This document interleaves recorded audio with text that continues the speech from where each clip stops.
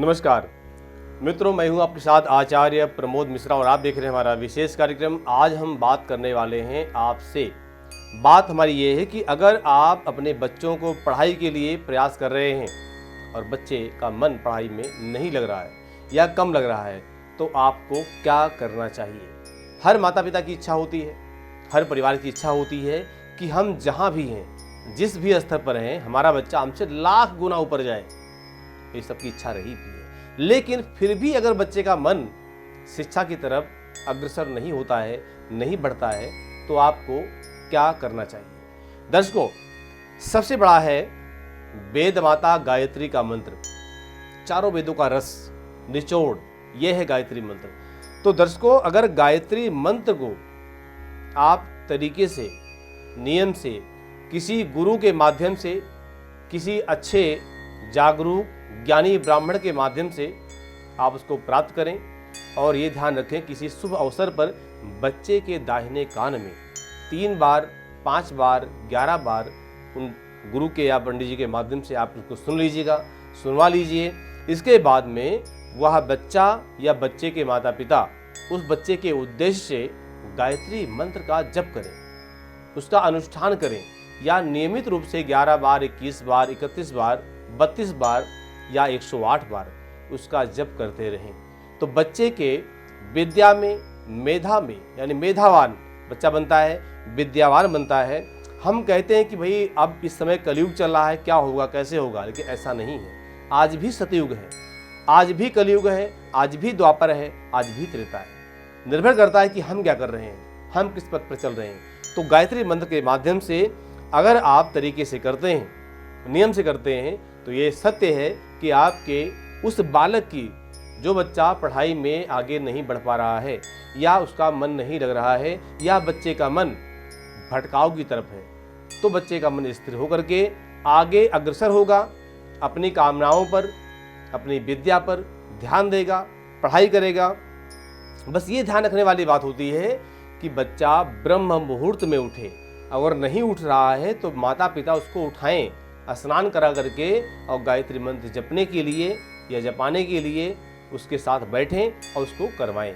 ऐसा करने से बिल्कुल उसके मेधा में, बुद्धि में, विद्या में वृद्धि होती है।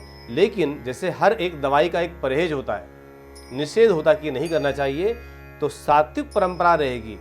जब हम खान पान में, विचारों में सात्विक रखेंगे तो मंत्र भी अपना फल देता है और अच्छा फल देता है।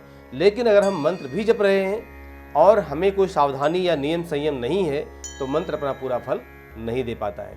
इसका विशेष ध्यान रखें। और ये भी है कि अगर आप चिंतित हैं, किसी बात को लेकर चिंता हो रही है, गायत्री मंत्र अगर 7 बार मन में आप जप लेते हैं तरीके से, जिस भी अवस्था में हैं आप, पूर्व या उत्तर की तरफ मुँह करके, तो आपकी चिंता पहले की अपेक्षा कम हो जाती है या दूर होने लगती है। ये भी विशेष बात है। ध्यान ये भी देना चाहिए कि इसकी विधि क्या होती है। सूर्योदय से पहले साफ वस्त्र, धुला हुआ वस्त्र पहने, आसन लेके ही बैठे, बिना आसन के न बैठें। जल पात्र अपने सामने को लेके बैठें और घी का दिया भी जलाएं गायत्री मंत्र जपने से पहले।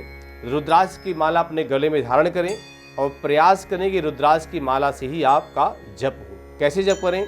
जो हमारी बीच की उंगली होती है, मध्यमा उंगली, माला इस पर टिकाई जाती है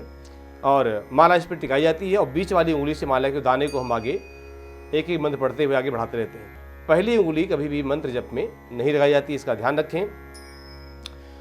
ऐसा करने से लंबे समय तक याददाश्त बनी रहती है, याद करने की शक्ति बढ़ जाती है, तर्क करने की क्षमता बढ़ जाती है। तो ये है गायत्री मंत्र जपने के लाभ। और मैंने आपको बताया कि किस विधि से आपको गायत्री मंत्र जपना चाहिए और क्या इसके आपको लाभ मिलते हैं। दर्शकों, मुझे उम्मीद है, मुझे लगता है कि आपको ये कार्यक्रम हमारा बहुत अच्छा समझ में आया होगा। अगर कहीं कोई आपकी शंका है, कोई त्रुटि है या कोई डाउट आपका है, तो आप मुझे कमेंट बॉक्स में कर सकते हैं। साथ साथ मैं भी कहता हूं कि आप इसी कार्यक्रम के साथ मुझे आज्ञा दें। और दूसरी बात, अगर आप जन्म कुंडली दिखाना चाहते हैं, जन्म कुंडली के माध्यम से कोई विचार चाहते हैं या कोई आध्यात्मिक विचारों पर तर्क करना चाहते हैं, हस्तरेखा दिखाना चाहते हैं, तो आप मुझे संपर्क कर सकते हैं।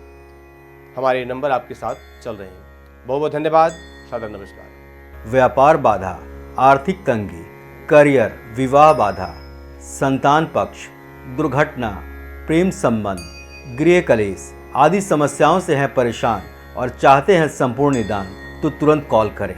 हमारे फ़ोन नंबर्स हैं 9310009920, 8510009920। हमारे यहाँ वैदिक ब्राह्मणों के द्वारा सभी प्रकार के पूजा पाठ, कर्मकांड, यज्ञ, अनुष्ठान, विवाह, गृह प्रवेश, काल सर्प दोष और नवग्रह की पूजा कराई जाती है।